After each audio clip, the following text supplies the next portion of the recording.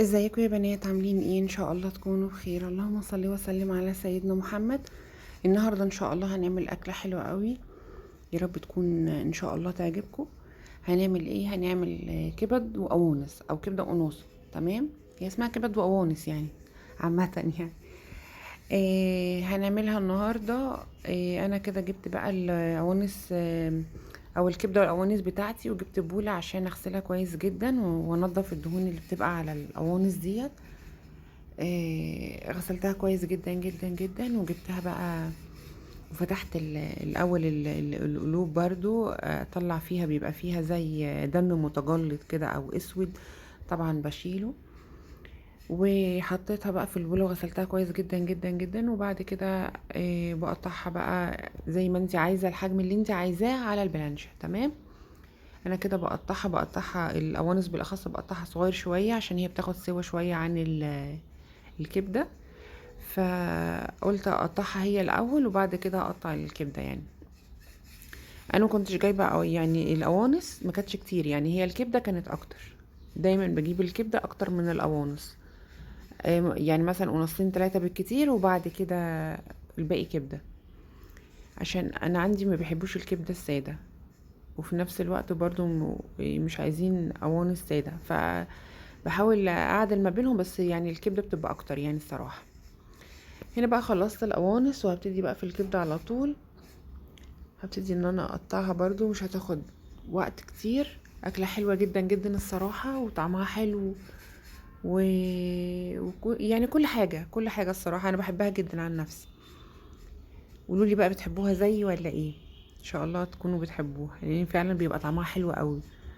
والطريقه دي هي احسن طريقه للكبده والقوانص، دي احسن طريقه الصراحه، انا بحبها جدا.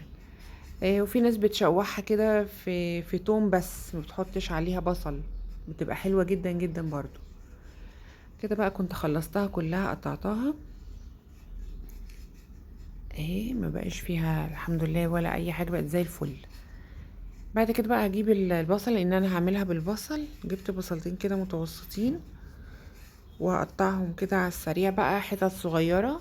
والحجم اللي انت عايزاه، يعني الحجم اللي انت عايزاه بتعملي. انا بقطع حتت صغيره، لان انا مقطعه الكبد والقوانص حتت صغيره، فبحاول اقطعهم حتت صغيره برضو عشان تبقى نفس الحجم يعني، متبقاش حته كبيره وحته صغيره وكده، يعني يبقوا قد بعض.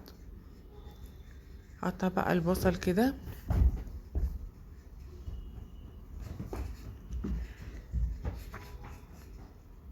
الصراحه من الاكلات الحلوه اللي انا بحبها، من ضمن الاكلات الحلوه اللي انا بحبها يعني، بتبقى ريحتها حلوه قوي برضو وهي بتتعمل.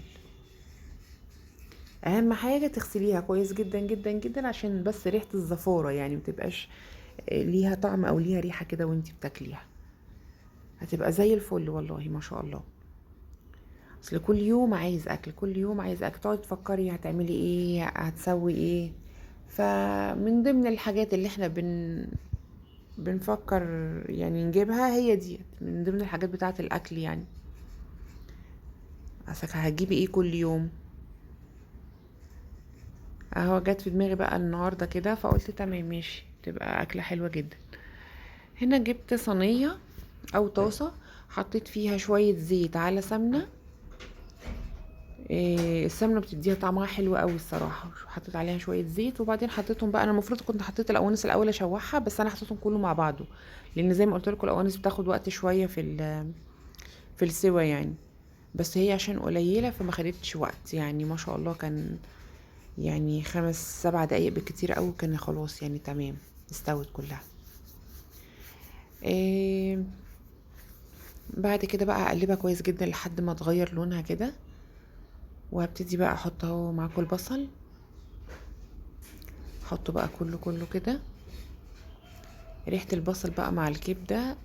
واحط لها بقى إيه فص توم كده مهروس معاها، بتديها طعم وريحة مش قادرة اوصفها لكم يعني. ان شاء الله لو حد جربها بالطريقة دي هتعجبه جدا جدا جدا كمان.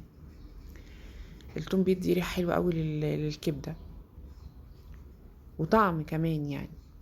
تمام، ده التوم اللي كنا مفرزينه مع بعض. هبتدي بقى احط معلقه صغيره خالص على الكبده، واقلبها. هي بتفك بقى مع نفسها كده بتفك، وانا هسيبها طبعا تفك بقى. احط الملح والفلفل. حطيت كده الفلفل الاول، احط بقى الملح وبس، ما احطش عليها اي حاجه تانية. في ناس تحب تحط عليها توابل، لا انا ما يعني، هي كده تمام قوي. هنا كده كنت بفتفت التوم، وبعد كده هقلبها بقى كويس عشان التوم يروح في كل الاتجاهات كده، متبقاش حته فيها توم والباقي لا. بس كده خلاص خلصت الاكله. عملت معاها ايه؟ عملت معاها بطاطس محمره، إيه بس اللي هي حلقات زي ما انتوا شايفين كده، مش صوابع يعني. كان طعمها حلو قوي الصراحه، طعمها جميل يعني، ولا تقطعيها ولا رفيعه ولا تخينه، حجمها يبقى كويس كده يعني، ولا شيبسي مش بتعرفي تقطعيها شيبسي يعني. الشيبسي بيبقى عايز مكنه، او الجهاز بتاع الشيبسي الخفيف يعني، البطاطس الخفيفه اللي هي الشيبسي. ف بتقطعيها كده عادي على ايدك على البلانش عادي اهي. انا بوريكي هي رفيعه قد ايه، بصوا اهي. بس هو السمك ده حلو جدا. هقليها بقى معانا اهو في الطاسه.